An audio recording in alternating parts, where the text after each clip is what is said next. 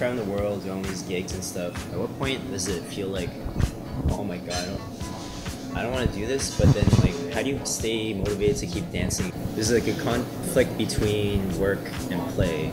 Of course. Like, you don't want to remove the play from your work, but the work kind of does that to what you play. So to it's your a passion, weird, yeah. It's a weird relationship between the two. It is totally weird, and I've been battling with it for the past few years because it's become like, oftentimes I wake up and I don't want to dance.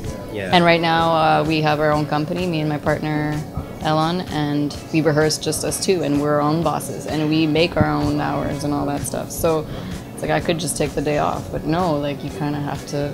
We have to do this work today, and you kind of have to kick your butt. Be like self-discipline. Yeah, it's a lot of self-discipline, and sometimes you gotta be like, okay, maybe today I don't want to dance, and maybe you're not gonna be creative today, so maybe it's good to take a day off. I'm too sore, like I worked out too much, you know, like you need to also listen to your body. So it's a like constant juggling. Yeah, constant juggling. I mean, it's always fun on tour, like, but oftentimes when we tour, it's with these big companies that are the shows aren't super deep. They're very like entertaining, you know. So it wasn't so fulfilling for us. But we always trained on the side. Whenever we'd be on tour, trained on the side or go out, meet with the scene over there, you know, so that we kind of branch out and meet new people, you know, and that made it worthwhile, you know. Yeah.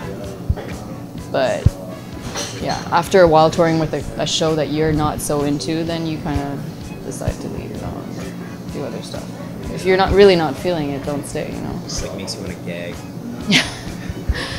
I mean, it was fun, you know. Do the CC one more time. Yeah, well, that's what happened in Vegas. Like we did two years, me and my boyfriend. Yeah. And that's about 800 shows of the same thing. Oh my God. So we would do the same choreography every night, and it was like you wouldn't even think about it. Like it would just be natural, like no stress. Like you wouldn't be nervous. And like for me to not be nervous before going to perform is not natural. Like you want to be nervous before you go on stage and perform. So that was not good.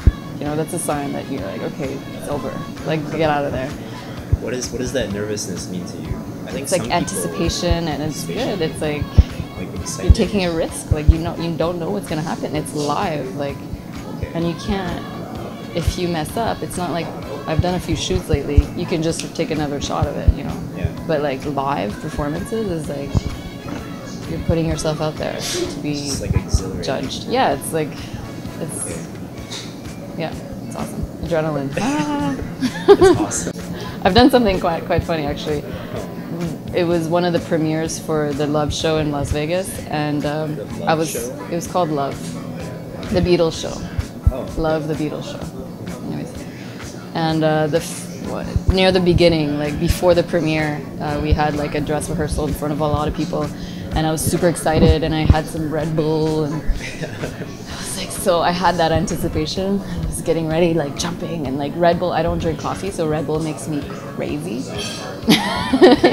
And I get on stage, start dancing, and it's like a bunch of top rocks at the beginning. It's like really hype. Yeah. And I feel something hit me behind the ankle, and I'm like, what the? I turn around. I thought the stage, because the stage had all these levels, was closing on me. And then I'm like, I couldn't put my heel down, and I'm like, there's something wrong. So then I'm like hopping off stage because I couldn't put weight on my.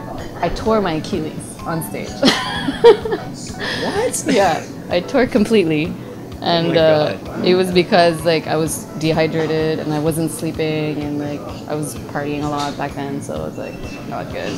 And Red Bull too, like on top of that, makes you think that you can do all these like crazy things. And so now when I see people drink Red Bull and do physical exercise, it's so weird to me. I'm like, be careful. Don't do it. Don't do it. Yeah. Red Bull is like 12 cups of coffee. It's not so good for you. Is it really? It's pretty bad. Yeah. Water is the best drink ever. And it's free. I drink so much water. Where has your career taken you in terms of like travels around the world? Well, I lived in Vegas for a couple of years with Cirque du Soleil. That was my first big gig. Yeah. So I lived in the States for a while, and then it took me to, because my boyfriend's Swedish, I went to Sweden. I go to Sweden every year. And then he had a tour in Norway, so I did a tour of northern Norway to southern Norway, like in the fjords. I don't know if you've heard of it. It's beautiful. And then after that, we took some time off. We went to Thailand, Vietnam, like for 3 months. Beautiful. I still dream about it. I had some contracts in Korea for 3 months, and then we went to Japan and again in Asia. And I toured with a contemporary dance company, Riverband Dance Group. We did a lot of Europe, Germany, Belgium, UK, where else? Belarusia, Mexico. We went to a lot of spots. That's crazy. Yeah, it's taken me to a lot of cool places. I'm really happy to have seen all those places. What do you dream about when you dream of Thailand? This place called Tansai. It's a climber's paradise, and Did you climb? I started when I was there because it's like the geography is like limestone cliffs that jut out of the water. So you can go and climb on these cliffs, and there's water there. So without a rope, it's called deep water soloing. Soloing is when you go without a rope, and you just climb up as high as you can, and then you jump in the water. What? And it's sick. It's so fun. It's beautiful there. Oh, dreaming. Your main thing now is Tentacle Tribe? So you've done all of that touring around the world business, and now you're starting your own little thing. Yeah. Okay. So is that just you and Alon? For now, it's just me and him. We wanted to create together, and we had been wanting to create together since 2007, but because we had been working for other companies, it was like taking a backseat, you know, like, oh, we'll do it later, you know. And we're at a point where like we're in our almost mid-30s, and we're like, we need to do this, you know, like, let's do our thing, we're ready. And we had to finally say like no to a lot of things and concentrate on it.